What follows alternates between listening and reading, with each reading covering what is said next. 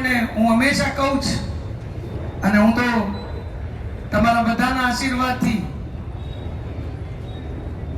આ ક્ષેત્રની ભાગ્યશાળી દીકરી છું, એ ભાગ્યશાળી જનપ્રતિનિધિ છું, જેના ભાગે ઘણી વખત આ કહેવાનું આવ્યું છે કે જેટલી મોટી જીત એટલી જ મોટી જવાબદારી.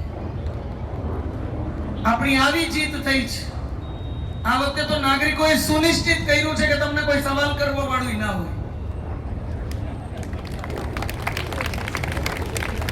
અને હવે તમે એમ નહીં કહી શકો બોલા રોકે છે. ટૂંકમાં આમાં બે બાજુના પાસા છે.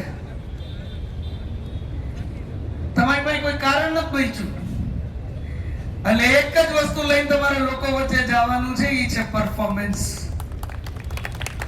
માત્ર ને માત્ર કામ, માત્ર ને માત્ર સુવિધા.